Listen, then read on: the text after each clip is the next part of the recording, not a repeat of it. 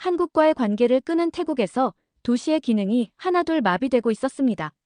교통은 혼잡해지고 신호체계는 무너지며 도시 전체가 점차 멈춰가는 상황이었죠. 태국 부총리는 이 위기를 타개하고자 기자회견을 열었지만 그의 발언은 태국 국민들에게 더 큰 충격을 안겨주었습니다. 부총리가 내놓은 발표는 도대체 무엇이었길래 시민들은 분노와 실망감으로 들끓게 된 걸까요? 태국에서 일어난 충격적인 이야기, 지금부터 들려드립니다. 저는 파리의 건물들 사이로 흐르는 세느강을 보며 자랐습니다. 도시계획가가 꿈이었죠. 어릴 적부터 건물과 도로가 어떻게 사람들의 삶을 바꾸는지 관찰하는 걸 좋아했거든요.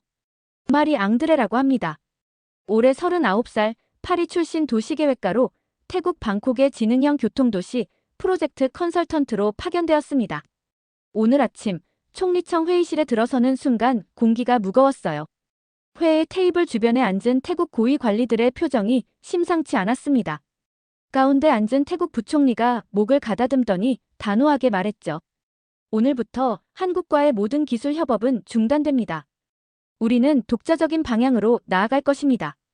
그 말을 듣는 순간 머릿속이 하얘졌어요. 펜을 쥐고 있던 손에 힘이 빠졌습니다. 갑자기 입안이 마르더군요. 죄송하지만 그럼 지금 쓰고 있는 도로 연결망과 교차로 인공지능은 어떻게 되는 거죠? 모두 한국 기술 위에서 돌아가고 있는데. 제 질문에 회의실은 잠시 침묵에 빠졌어요. 부총리는 표정 하나 바꾸지 않고 대답했습니다. 이미 결정된 사항입니다. 우리는 자체 시스템으로 전환할 수 있는 준비가 되어 있습니다.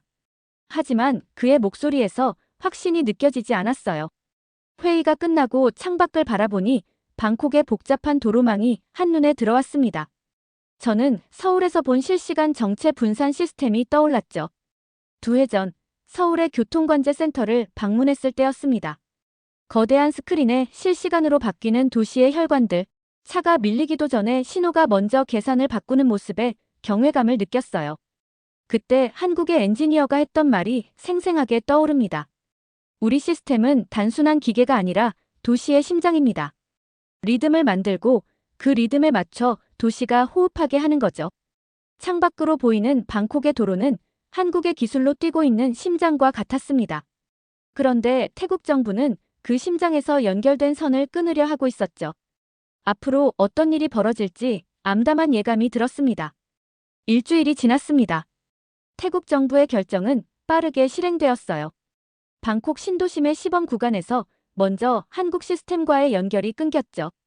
저는 그 변화를 직접 확인하기 위해 현장으로 향했습니다. 아침 출근 시간, 방콕의 하늘은 맑았지만 도로는 그렇지 않았어요. 신도심 중심가 대형 교차로에 도착했을 때 눈앞의 광경에 말문이 막혔습니다. 신호등은 켜져 있었지만 제대로 작동하지 않았어요. 빨간불과 초록불이 무작위로 바뀌고 있었죠. 차들은 혼란에 빠져 엉켜 있었고 교통경찰들이 급히 투입되어 수신호로 차량을 통제하려 애쓰고 있었습니다. 교차로 한쪽에서 노란 조끼를 입은 택시 기사들이 모여 이야기를 나누고 있었어요. 저는 호기심에 다가갔습니다. 무슨 일이 있었나요? 한 나이든 택시 기사가 고개를 절레절레 흔들며 말했습니다.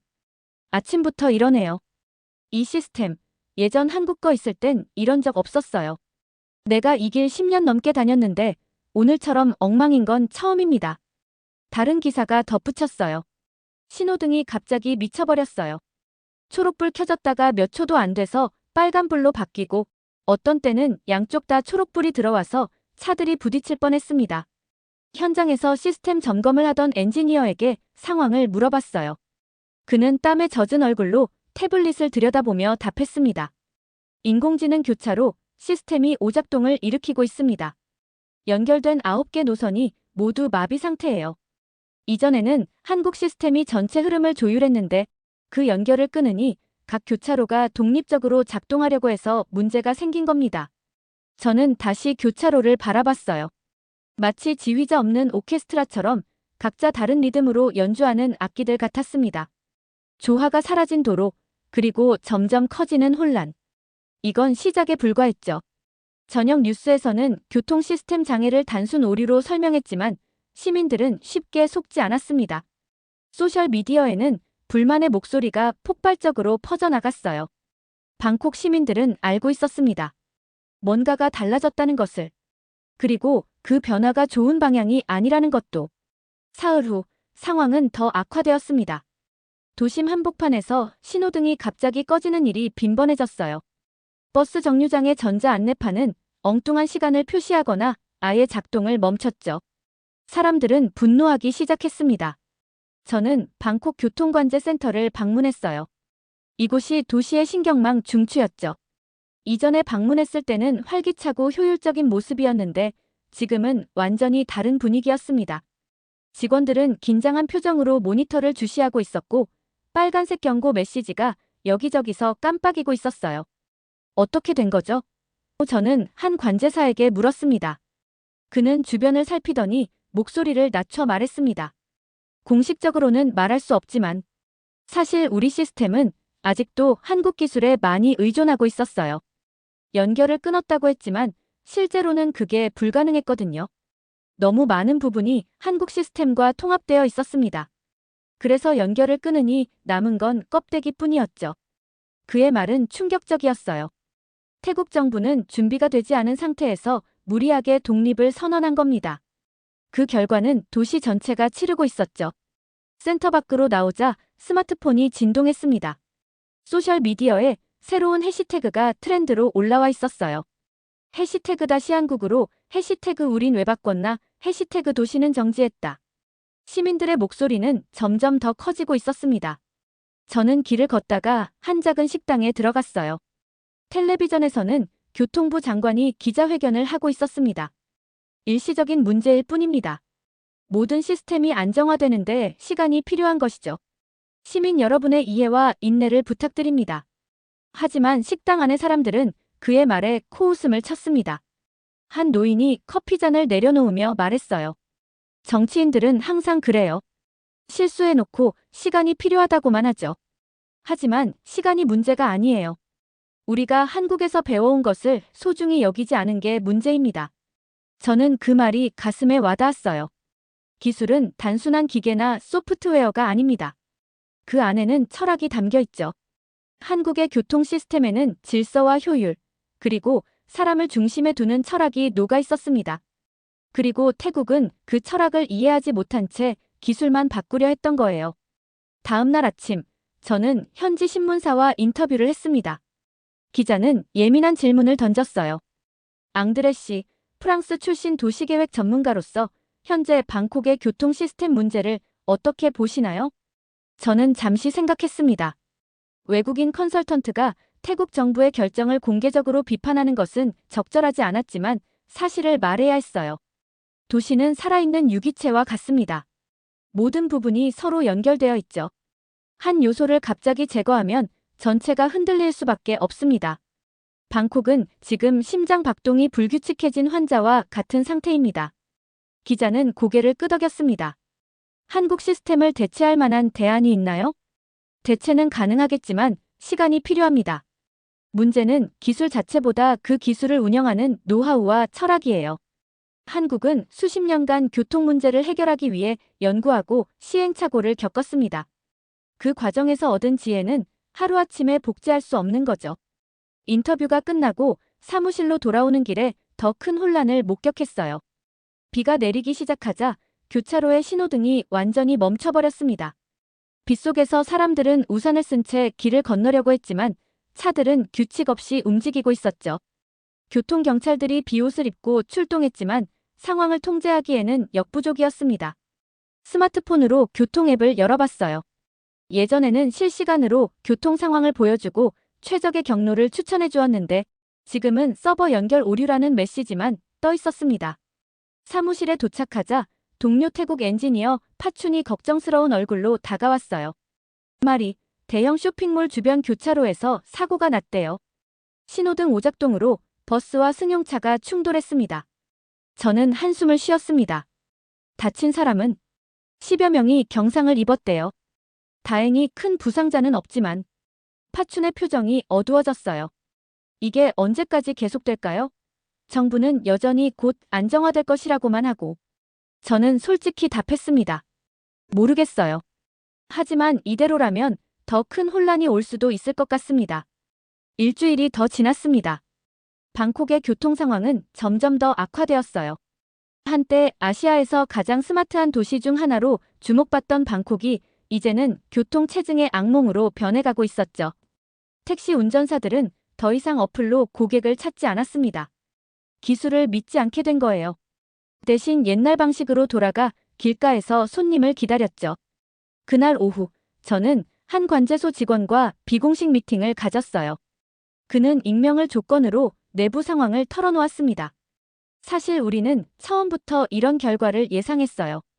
한국 시스템은 단순한 소프트웨어가 아니었습니다. 그것은 도시의 움직임을 이해하고 예측하는 인공지능이었죠. 우리가 가진 건 그냥 껍데기에 불과했어요. 마치 뇌 없는 몸처럼요. 그의 말을 듣고 있자니 서울에서의 기억이 떠올랐습니다. 한국의 교통 시스템은 단순히 차량을 통제하는 게 아니었어요. 그것은 도시의 리듬을 이해하고 시민들의 움직임 패턴을 학습하며 끊임없이 진화하는 생명체와 같았죠. 정부에서는 어떤 대책을 마련하고 있나요? 제가 물었습니다. 그는 쓴웃음을 지었어요. 비밀스럽게 한국 기업에 도움을 요청했다고 들었습니다. 하지만 이미 늦었다고 해요. 한국은 이제 다른 아시아 국가들과 새로운 협력을 시작했대요. 싱가포르, 베트남, 말레이시아. 그들은 한국의 경험을 소중히 여기고 있죠. 그날 밤 호텔 창문으로 방콕의 밤 풍경을 바라봤습니다. 불빛이 반짝이는 도시는 여전히 아름다웠지만 그 불빛 아래에서는 혼란이 계속되고 있었어요. 저는 노트북을 열고 보고서를 작성하기 시작했습니다. 도시는 심장이다. 한국은 그 심장의 리듬을 설계했던 나라였다. 그 리듬을 끄는 태국은 스스로 멈춰섰다. 창밖에서 갑자기 사이렌 소리가 들렸습니다.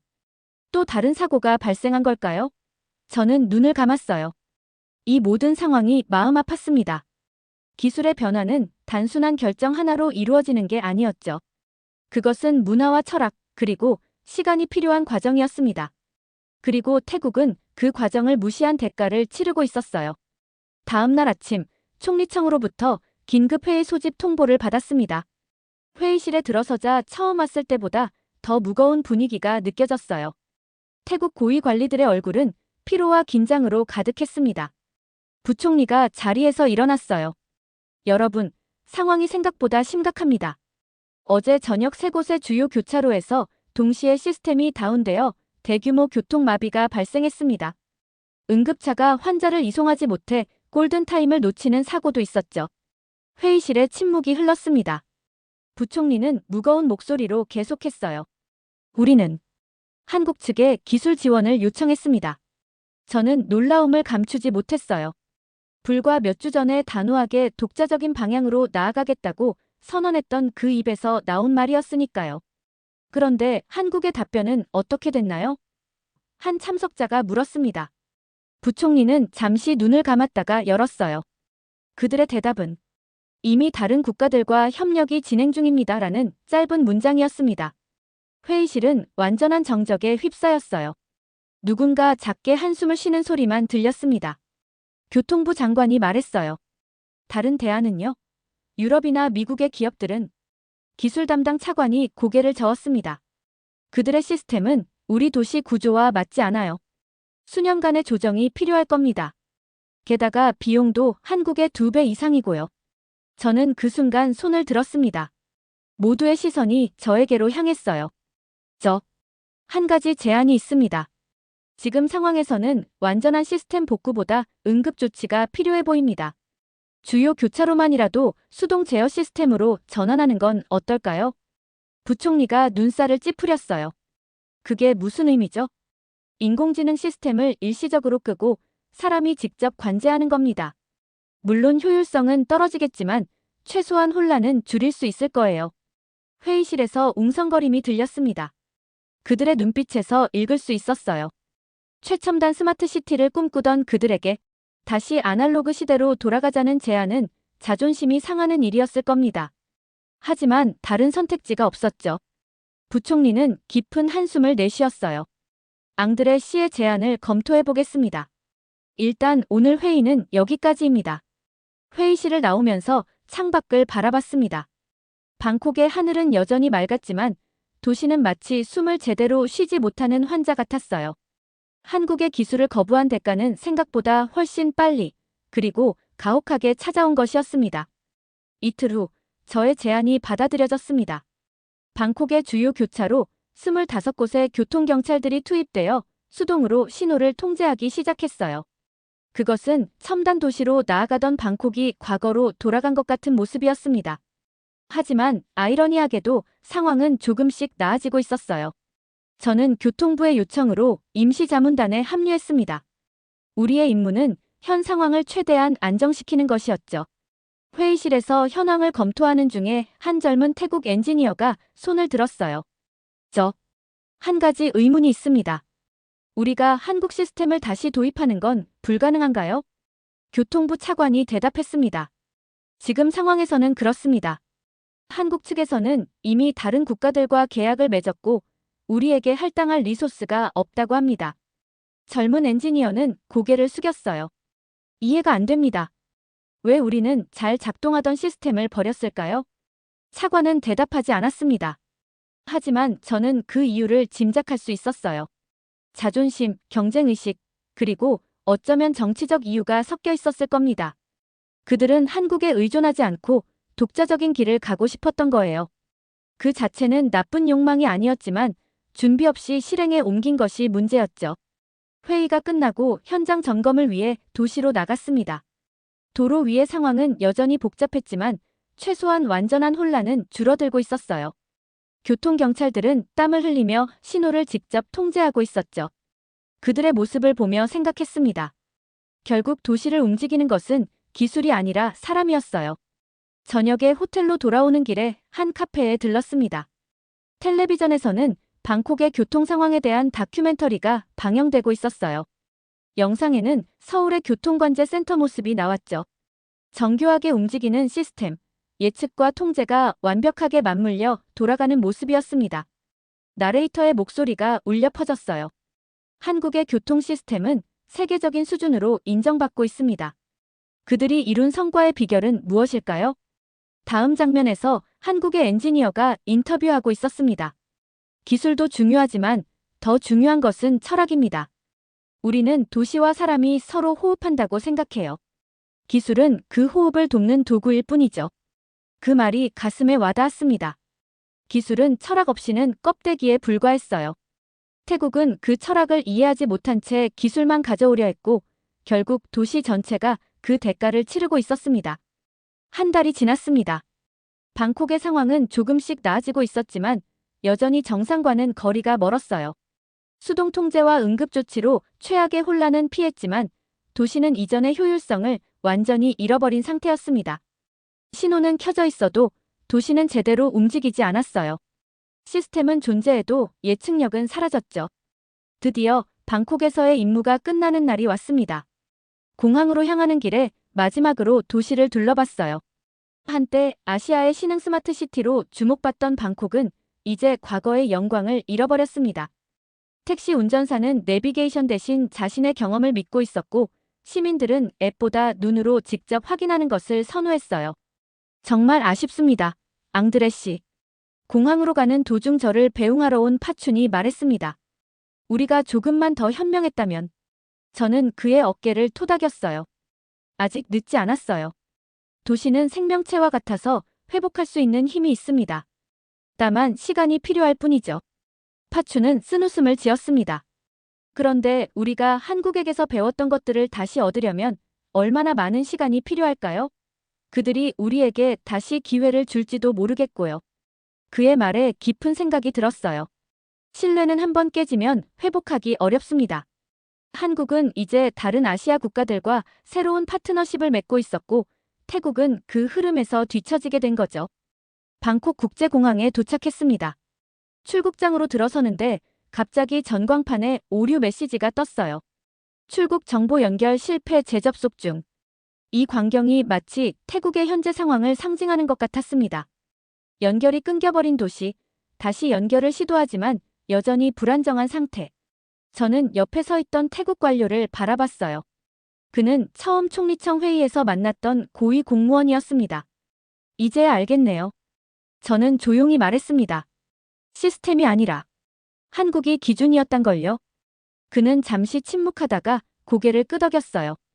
우리는 기술을 가져올 수 있다고 생각했습니다. 하지만 그 기술을 만든 철학과 문화, 경험, 그것들은 가져올 수 없었죠. 비행기에 탑승하면서 창밖으로 방콕의 스카이라인을 마지막으로 바라봤습니다. 여전히 아름다운 도시였지만 내면의 리듬은 깨져버린 상태였어요. 노트북을 열고 최종 보고서를 작성하기 시작했습니다. 기술은 단순한 도구가 아니다. 그것은 문화이고 철학이며 역사다. 한국의 교통 시스템은 수십 년간의 경험과 시행착오, 그리고 질서에 대한 존중이 녹아있는 결정체였다. 태국은 그 결정체를 복제하려 했지만 정작 중요한 영혼은 가져오지 못했다. 저는 잠시 창밖을 바라보다가 다시 타이핑을 계속했어요. 도시는 심장이 필요하다. 그리고 그 심장은 단순히 박동하는 것이 아니라 리듬을 가지고 있어야 한다. 한국은 그 리듬을 이해했고 그것을 도시의 혈관 속에 녹여냈다. 태국이 배워야 할 것은 기술이 아니라 그 리듬을 이해하는 방법이다. 비행기가 이륙하며 방콕의 불빛이 점점 작아졌습니다. 저는 이 경험이 다른 도시들에게도 교훈이 되기를 바랐어요. 기술을 얻는 것은 쉽지만 그 기술의 영혼을 이해하는 것은 더 어려운 일입니다. 그리고 그 이해 없이는 어떤 도시도 진정한 발전을 이룰 수 없을 것이었죠. 비행기가 구름 위로 올라가면서 저는 서울로 가는 다음 프로젝트를 생각했습니다. 한국의 교통 시스템이 어떻게 진화했는지 그 철학을 더 깊이 이해하고 싶었어요. 그리고 언젠가 태국이 다시 한국과 협력하는 날이 오기를 바랐습니다. 모든 관계와 마찬가지로 도시 간의 관계도 신뢰를 바탕으로 할 때 가장 빛나니까요. 지금까지의 사연 어떻게 들으셨나요? 재밌게 들으셨다면 댓글로 남겨주세요. 추첨을 통해 커피 쿠폰들 보내드립니다. 다음에 더 재밌는 사연으로 돌아올게요. 감사합니다. 이건 경제학적으로 설명이 불가능했습니다.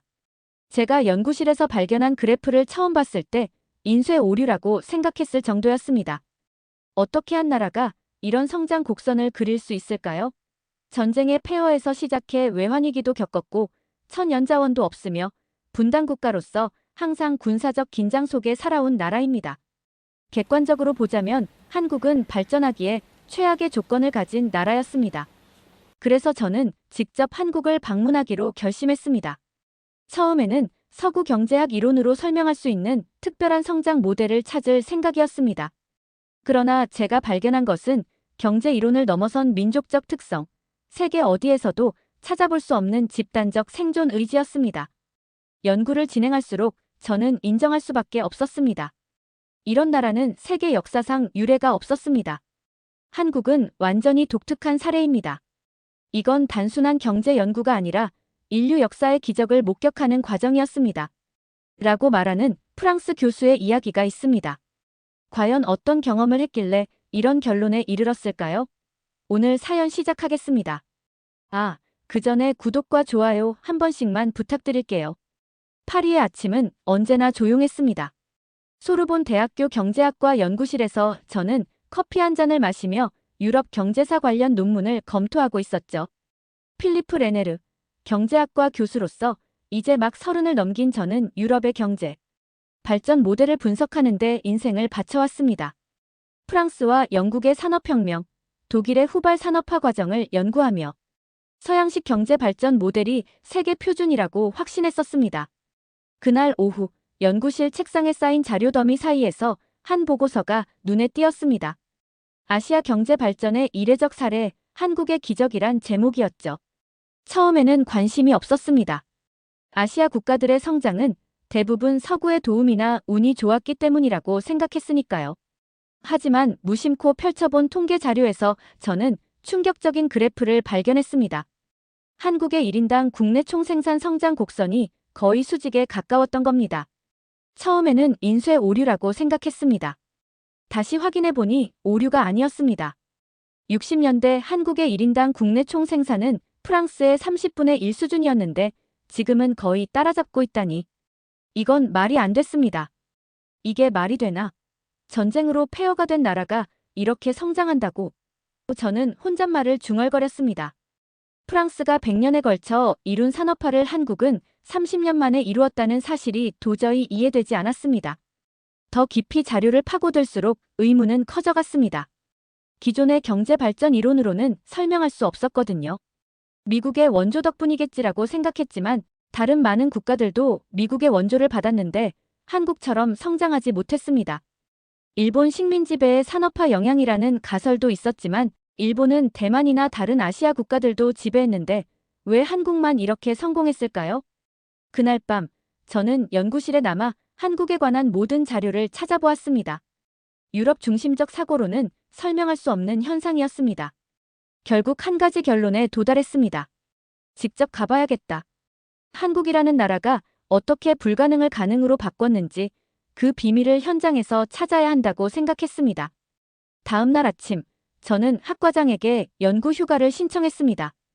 한국의 경제 발전 모델을 연구하고 싶습니다.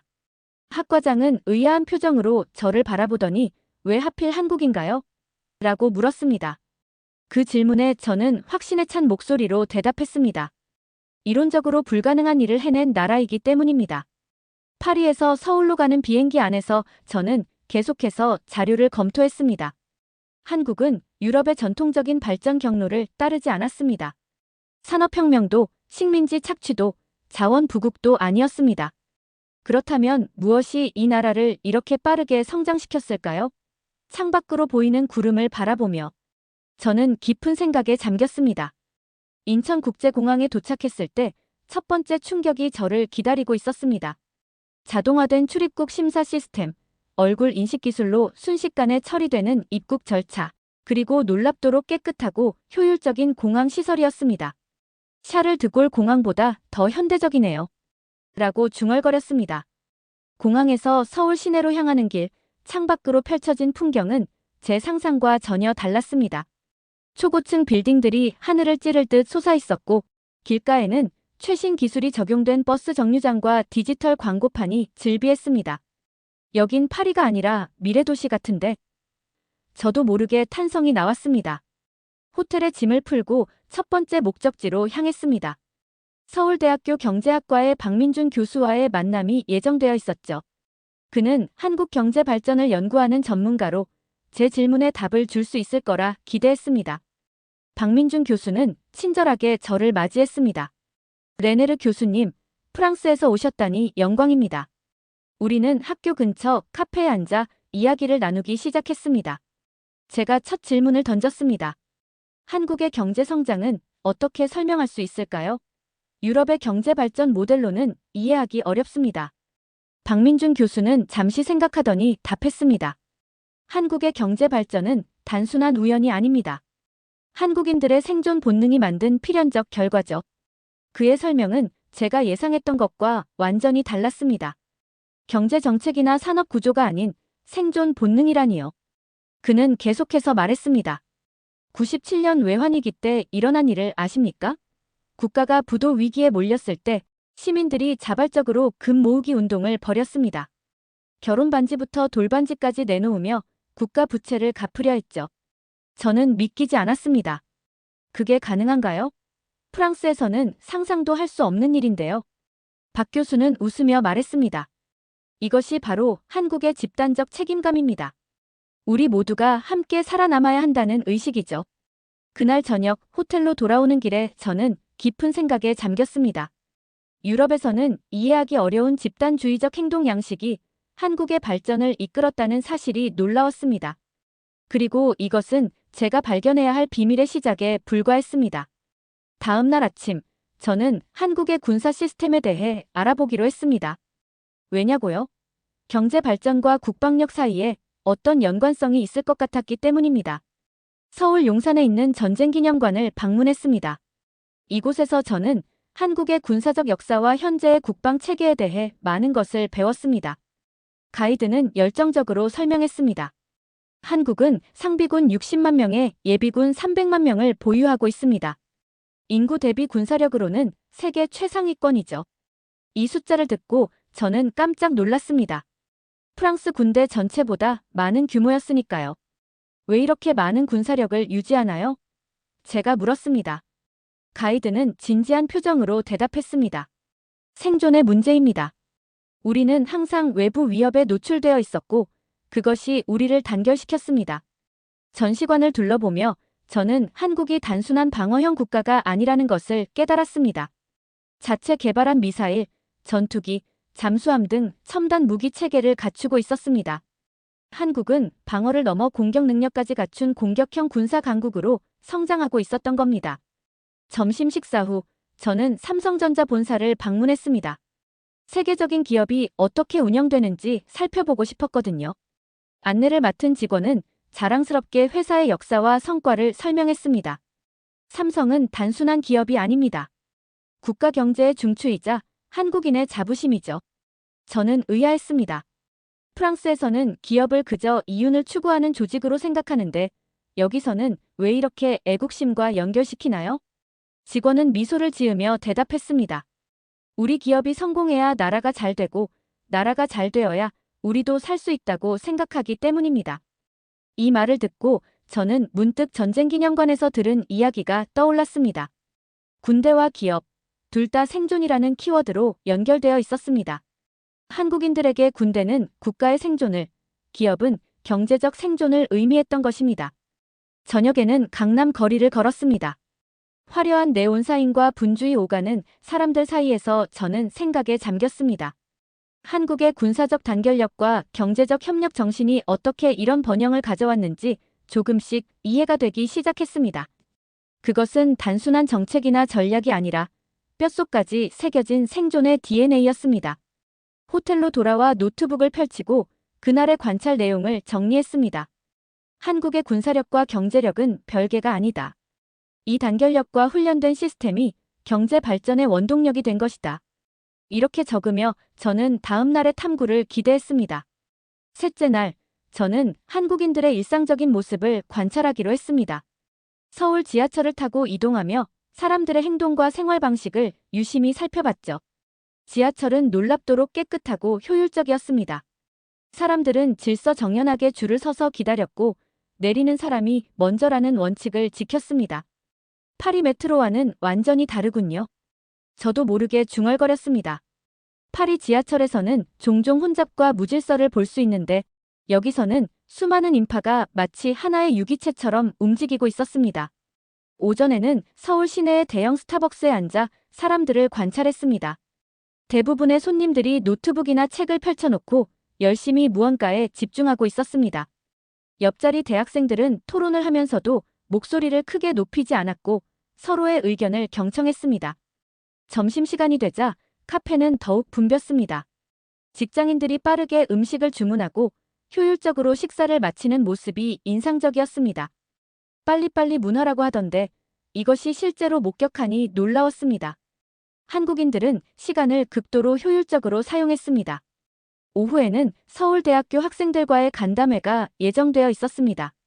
학생들은 질문에 대답하면서 제가 예상했던 것보다 훨씬 적극적이고 자신감 있는 태도를 보였습니다. 그들은 한국 경제에 대한 자부심과 함께 세계 시장에서의 경쟁력에 대해 진지하게 고민하고 있었습니다. 한 학생이 말했습니다. 우리는 항상 최고를 목표로 합니다. 세계에서 인정받지 못하면 생존할 수 없다고 생각하기 때문이죠. 다른 학생은 이렇게 덧붙였습니다. 한국은 자원이 없습니다. 오직 사람만이 자원이기 때문에 우리는 교육과 훈련에 모든 것을 걸었습니다. 이 대화를 통해 저는 한국인들의 교육열이 단순한 문화적 현상이 아니라 생존 전략이라는 것을 깨달았습니다. 그들에게 교육은 개인의 성공뿐만 아니라 국가의 생존과 직결된 문제였던 것입니다. 저녁에는 강남의 한 회사 건물에서 야근 중인 직원들을 보았습니다. 밤 10시가 넘었는데도 불이 환하게 켜진 사무실이 눈에 띄었습니다. 프랑스에서는 상상도 할 수 없는 광경이었습니다. 한국인들의 노동시간은 세계에서 가장 길다고 알려져 있지만 실제로 보니 그 강도가 엄청났습니다. 호텔로 돌아오는 길에 택시 기사님과 대화를 나눴습니다. 왜 이렇게 열심히 일하세요? 제가 물었습니다. 기사님은 잠시 생각하더니 대답했습니다. 우리가 살아남으려면 다른 사람들보다 더 열심히 일할 수밖에 없습니다. 그게 한국인이 배운 교훈입니다. 이날의 관찰을 통해 저는 한국인들의 일상에 깊이 스며든 생존 본능과 경쟁 의식을 발견했습니다. 그것은 단순한 문화적 특성이 아니라 역사적 경험에서 비롯된 집단적 대응 방식이었습니다. 넷째 날, 저는 한국의 대중문화와 그 파급력에 대해 알아보고자 했습니다. 이태원의 한 카페에서 한국 대중문화 전문가인 김지원 교수를 만났습니다. 그녀는 K-팝과 한류의 성공 요인에 대해 설명해 주었습니다. K-팝의 성공은 우연이 아닙니다. 김 교수가 말했습니다. 한국 엔터테인먼트 기업들은 군대식 훈련 시스템을 갖추고 있어요. 아이돌들은 데뷔 전에 수년간 춤, 노래, 언어, 매너까지 모든 것을 완벽하게 훈련받습니다. 저는 의아했습니다. 그건 마치 군사훈련처럼 들리는데요. 김 교수는 미소 지으며 고개를 끄덕였습니다. 맞습니다. 사실 한국의 엔터테인먼트 산업은 군대의 훈련 방식을 많이 차용했어요. 규율, 팀워크, 끊임없는 연습, 이런 요소들이 K-팝의 성공을 만들었죠. 그녀의 설명을 들으며 저는 한국의 군사 문화가 엔터테인먼트 산업에까지 영향을 미쳤다는 사실에 놀랐습니다. 이것은 제가 전날 관찰한 직장 문화와도 일맥상통했습니다. 훈련, 규율, 팀워크가 모든 분야에 적용되고 있었던 겁니다. 오후에는 서울 강남의 한 대형 쇼핑몰에서 K-팝 팬미팅 행사가 열렸습니다. 수천 명의 팬들이 질서정연하게 줄을 서서 기다리는 모습이 인상적이었습니다. 그들은 자발적으로 규칙을 만들고 지켰으며 마치 하나의 조직처럼 행동했습니다. 이건 단순한 팬 모임이 아니라 하나의 군대 같아요. 저는 중얼거렸습니다. 팬들은 정확한 응원 구호를 외치고 일사불란하게 움직였습니다. 누가 지시하지 않았는데도 마치 사전에 연습한 것처럼 완벽하게 조직화된 행동을 보였습니다. 저녁에는 방송국 관계자를 만나 한국 드라마의 제작 과정에 대해 들었습니다. 우리는 매우 빠르게 움직입니다. 한 편의 드라마를 제작하는데 유럽에서는 1년이 걸리지만 여기서는 몇 개월 만에 완성합니다. 어떻게 그렇게 빠른 속도가 가능한가요? 제가 물었습니다. 우리에겐 빨리빨리 문화가 있어요. 시간을 들여 신중하게 계획하는 대신 일단 시작하고 문제가 생기면 해결하는 방식이죠. 이런 접근법이 우리의 경쟁력입니다. 이 말을 듣고 저는 이전에 봤던 통계 자료가 떠올랐습니다. 한국 기업들의 의사결정 속도는 유럽 기업의 2배, 일본 기업의 3배 빠르다는 내용이었습니다. 이런 빠른 실행력이 한국 문화산업의 글로벌 성공에도 기여했다는 사실이 명확해졌습니다. 그날 밤 호텔방에서 저는 노트에 새로운 통찰을 기록했습니다. 한국의 빠른 실행력과 완벽한 팀워크는 단순한 비즈니스 전략이 아니다. 이것은 생존을 위한 본능적 반응이며 이 집단적 접근법이 문화산업에서도 성공을 거두고 있다. 한국의 대중문화 성공이 경제적 성장과 동일한 뿌리에서 나온 것임을 깨달았습니다. 다섯째 날, 저는 한국의 역사적 배경을 더 깊이 이해하기 위해 국립중앙박물관을 방문했습니다. 한국의 5,000년 역사를 담은 전시물들을 둘러보며 저는 침략과 생존의 역사를 목격했습니다. 학예사의 설명을 들으며 한국이 얼마나 많은 외세의 침략을 받았는지 알게 되었습니다. 한국은 지정학적으로 강대국들 사이에 끼어 있었습니다. 학예사가 설명했습니다. 중국, 몽골, 일본 등 주변 강대국들의 침략을 끊임없이 받았죠. 그럼에도 우리는 언어와 문화를 지키며 독자적인 정체성을 유지해왔습니다. 임진왜란과 병자호란 전시관에서 저는 충격적인 사실을 알게 되었습니다. 임진왜란 당시 조선 인구의 약 20%가 사망했다는 겁니다. 이는 제2차 세계대전 당시 소련의 인명 손실 비율과 맞먹는 수준이었습니다. 그런데도 한국인들은 국가의 정체성을 지켜냈습니다. 어떻게 이런 엄청난 시련을 극복할 수 있었을까요? 제가 물었습니다. 학예사는 진지한 표정으로 대답했습니다. 우리에겐 우리라는 개념이 있습니다. 개인보다 집단을 중시하고 위기 속에서 하나로 뭉치는 정신이죠. 국가가 위험할 때 국민이 직접 나서서 지켰던 겁니다. 오후에는 서대문 형무소 역사관을 방문했습니다. 일제강점기 시절 독립운동가들이 투옥되었던 곳이었습니다. 가이드는 당시 한국인들이 겪었던 고통과 저항의 역사를 설명해 주었습니다. 일본은 우리의 언어와 문화를 말살하려 했습니다. 하지만 사람들은 비밀리에 한글을 가르치고 독립운동을 계속했어요. 이런 저항 정신이 오늘날 한국의 단결력으로 이어졌습니다. 저는 생각에 잠겼습니다. 끊임없는 외부 위협 속에서 살아남기 위해 단결할 수밖에 없었던 역사가 현대 한국인의 DNA에 각인되었다는 사실이 명확해졌습니다. 경제 발전도 문화적 성공도 모두 이 생존 본능에서 비롯된 것이었습니다. 저녁에는 서울 한복판에 있는 광화문 광장을 방문했습니다. 이곳은 민주화 운동이 펼쳐졌던 역사적 장소였습니다. 한 노인은 제게 과거 군사 독재 시절의 이야기를 들려주었습니다. 우리는 민주주의를 위해 싸웠습니다. 많은 이들이 희생되었지만 결국 승리했죠. 한국인은 불의에 굴복하지 않습니다. 함께 뭉쳐 목소리를 높이면 어떤 강력한 권력도 이길 수 있다고 믿습니다. 그 말을 들으며 저는 한국의 민주화 과정도 결국 집단적 생존 본능의 발현이었다는 생각이 들었습니다. 권력의 억압에 맞서 국민 전체가 하나로 뭉쳤던 것입니다. 호텔로 돌아오는 길에 저는 오늘 배운 역사적 교훈을 정리했습니다.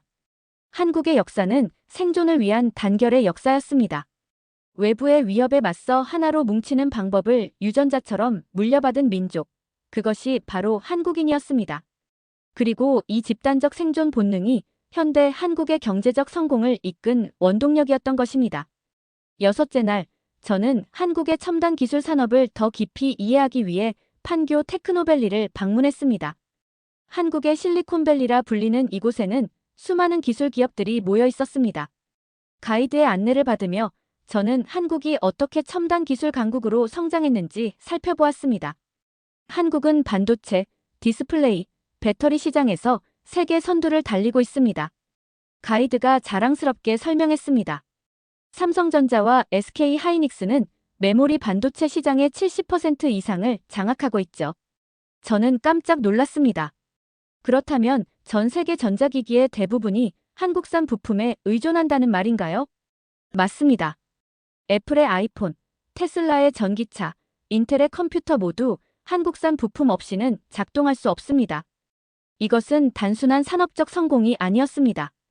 불과 수십 년 전만 해도 농업국가였던 나라가 어떻게 세계 기술 시장을 장악할 수 있었을까요?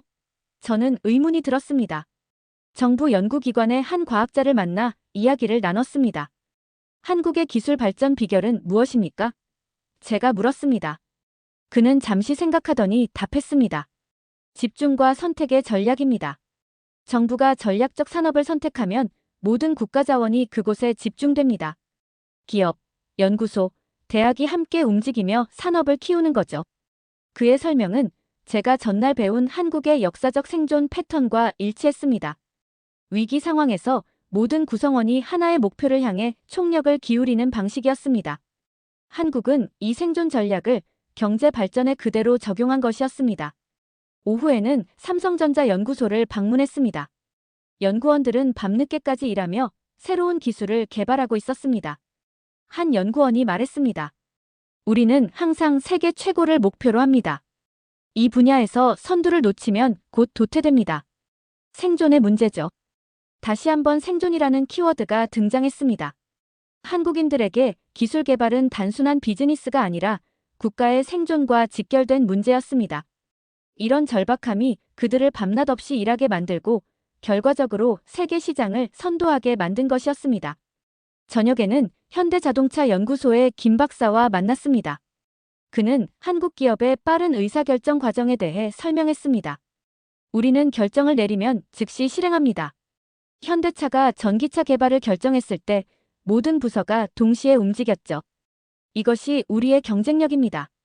김 박사의 말은 제가 이전에 들었던 빨리빨리 문화와 일맥상통했습니다. 다른 나라들은 시간을 들여 신중하게 계획하는 반면 한국은 일단 시작하고 문제가 생기면 해결하는 방식을 선택했습니다. 이 접근법이 한국의 빠른 경제 성장을 가능하게 한 것이었습니다. 호텔로 돌아오는 길에 저는 오늘의 관찰을 정리했습니다. 한국의 첨단 기술 발전은 단순한 정책의 성공이 아니었습니다. 그것은 생존을 위해 모든 자원을 집중하고 빠르게 움직이며 끊임없이 노력해온 민족적 특성의 결과였습니다. 한국인들은 기술 개발을 통해 자신들의 미래를 보장받고자 했던 것입니다. 마지막 날, 저는 일주일간의 연구를 정리하며 한국의 성공 비결에 대한 최종적인 결론을 내리고자 했습니다. 아침 일찍 서울 남산에 올라 도시 전체를 내려다보았습니다. 초고층 빌딩들이 늘어선 현대적인 도시 풍경은 불과 반세기 전 전쟁의 폐허였던 서울의 모습과는 상상할 수 없을 정도로 달랐습니다. 저는 생각했습니다.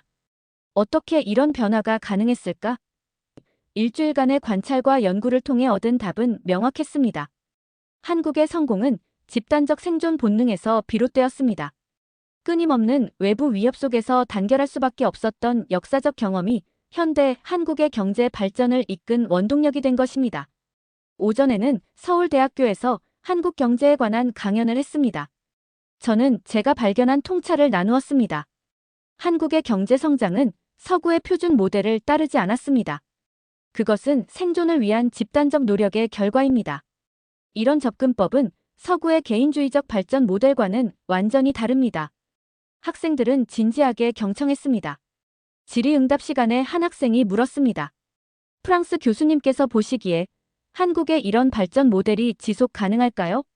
저는 잠시 생각하다가 대답했습니다. 지속 가능성은 한국인들이 그 집단적 에너지를 어떻게 활용하느냐에 달려 있을 것입니다.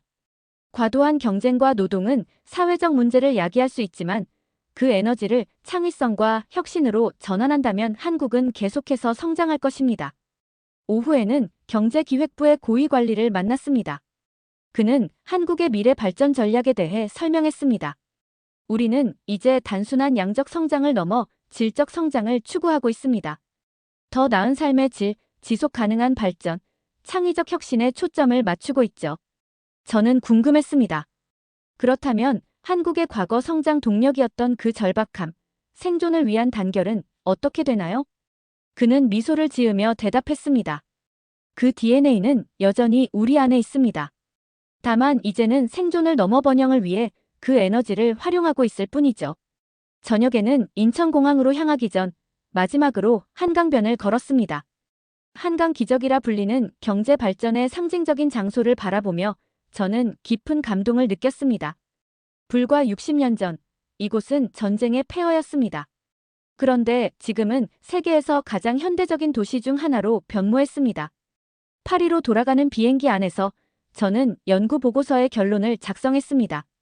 한국의 경제 기적은 단순한 행운이 아니라 생존 본능과 단결력으로 이루어낸 필연적인 결과다. 불가능해 보이는 조건 속에서도 한국인들은 집단적 에너지를 통해 세계적인 경제 강국으로 성장했다. 이제 유럽은 한국의 이런 발전 모델에서 배울 점이 많다. 파리에 도착한 후 저는 소르본 대학교에서 불가능을 가능으로 만든 나라 한국의 비밀이라는 제목의 논문을 발표했습니다. 많은 학자들이 제 주장에 의문을 표했습니다. 한국이 유럽보다 앞선다고요? 하지만 저는 확신에 찬 목소리로 대답했습니다. 한국의 성공은 서구 모델을 따르지 않았습니다. 그들은 자신만의 모델을 만들었고 이제는 우리가 배워야 할 차례입니다. 학계에서는 논란이 일었지만 제 연구는 점점 더 많은 관심을 받기 시작했습니다. 결국 저는 깨달았습니다. 한국은 단순한 경제적 성공 사례가 아니라 인간의 집단적 의지가 불가능을 가능으로 바꿀 수 있다는 증거였습니다. 그리고 이것이야말로 세계가 한국에서 배워야 할 가장 중요한 교훈이었습니다. 지금까지의 사연 어떻게 들으셨나요? 재밌게 들으셨다면 댓글로 남겨주세요. 추첨을 통해 커피 쿠폰을 보내드립니다. 다음에 더 재밌는 사연으로 돌아올게요. 감사합니다.